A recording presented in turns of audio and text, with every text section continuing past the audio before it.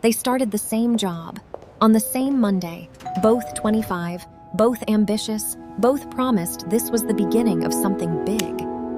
10 years later, one was a director at a billion-dollar company, stressed, exhausted, quietly falling apart.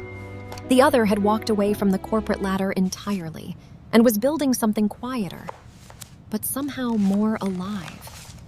This is the story of Sarah and Maya, and the 5 quiet lies one of them believed that almost destroyed her career, her body, and her soul. Sarah and Maya started on the same Monday in October. The HR director told them both the same thing. "You're going to do incredible things here. Just put in the work." Sarah took it as a promise. Maya took it as a warning.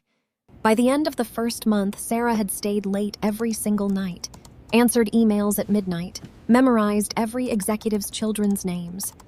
By the end of the first month, Maya had also worked hard, but she had left at 6 p.m. every day, taken her full lunch, gone home and read a novel that had nothing to do with work.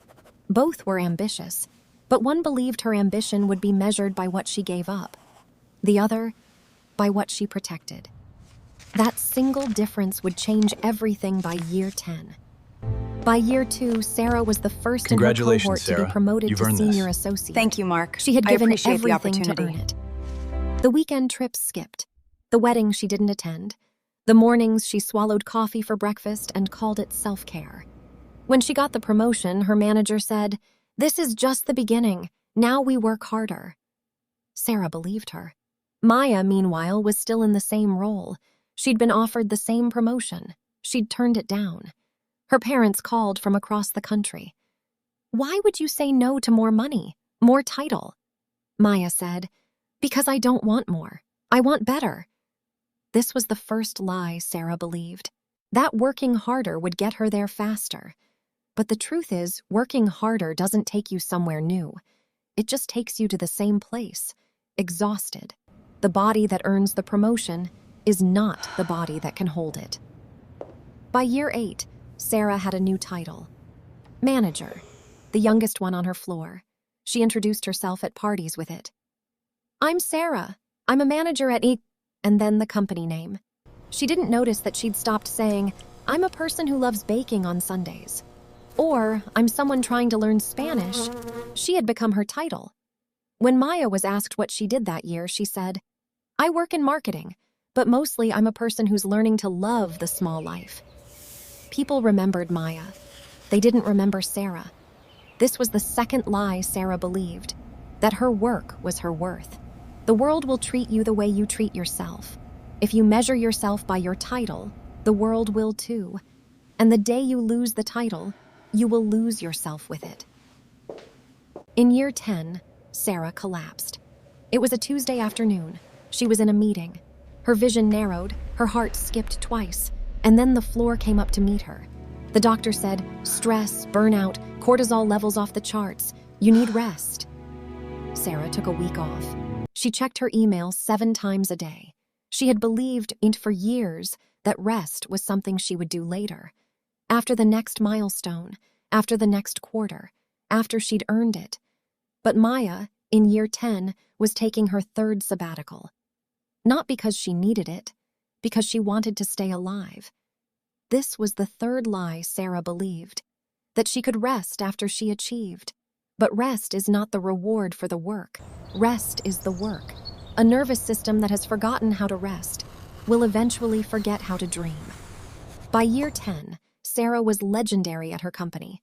She replied to emails within 5 minutes, answered calls on weekends, joined Slack threads at 11 p.m. Her manager said, "You're the most reliable person on the team." Sarah heard valuable. She didn't hear taken for granted. Meanwhile, Maya had started replying to non-urgent emails twice a day. She didn't answer her phone at night. She closed Slack at 5 p.m. and didn't open it until 9 a.m. People worried she was becoming difficult, but something strange happened. Her colleagues started respecting her time more. Her work got better. She got promoted faster than Sarah. This was the 4th lie Sarah believed, that always being available would make her irreplaceable. But people don't promote those who never disappear. They promote those whose absence is felt. You teach the world how to treat your time, and the world is always listening. In year 12, Sarah got the call. Director, effective Monday, congratulations, Sarah.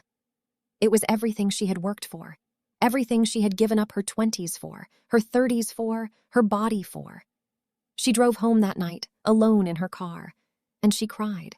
Not from joy. She had won the game she was no longer sure she had wanted to play. That same week, Maya quit her job. She had been working on something quiet on the side for 2 years, a small business, a version of work that felt like her. People said she was throwing it all away. She knew she was finally taking it all back. This was the 5th lie Sarah believed, that she was behind if she wasn't climbing. But there is no behind. There is only the right ladder, or the wrong one. The person who climbs the wrong ladder fastest arrives nowhere, first. 3 years after Sarah became director, they met by accident, a small coffee shop. Tuesday morning, Sarah walked in at 6:45 a.m., already on her 3rd call, dark circles under her eyes, Slack scrolling under her thumb.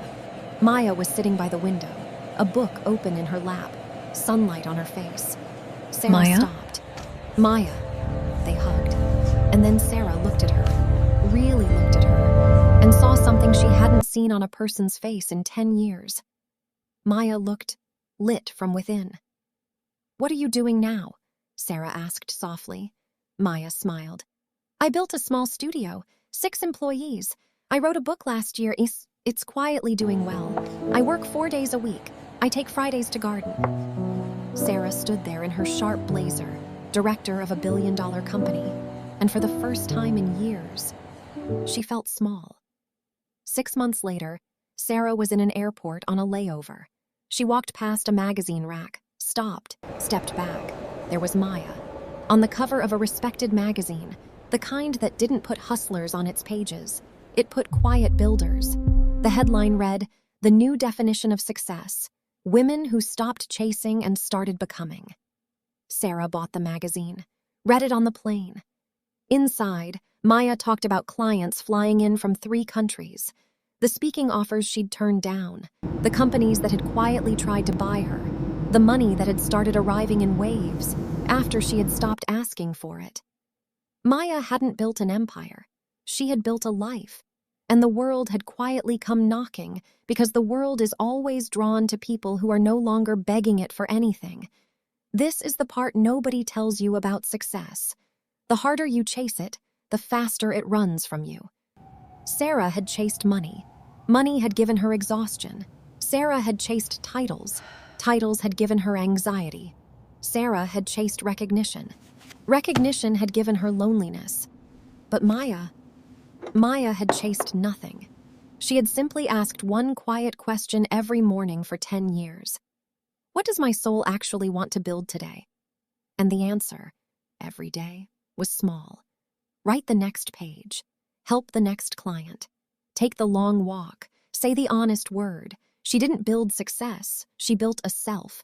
And one day, the world looked up and realized it could not stop watching her. Because the world is always quietly looking for someone who is no longer asking it for anything. That is the secret no one ever tells you.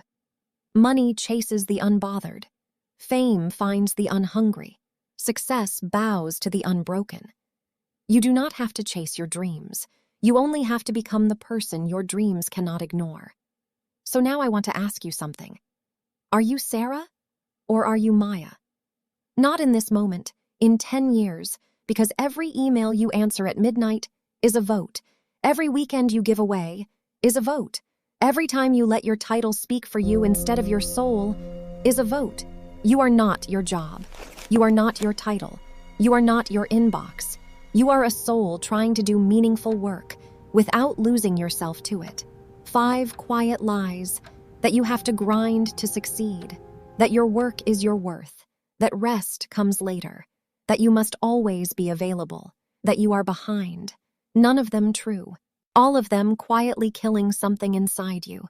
But when you stop believing them, your career pillar realigns, your nervous system softens, your sleep deepens, your relationships return, your soul finally has space to breathe. This is how the sphere quietly works. One pillar lifts the others, one truth at a time, one sacred choice at a time. If something in this story found you today, share it with someone who is still chasing the wrong ladder. And if you are ready to realign your career pillar, subscribe and walk with me.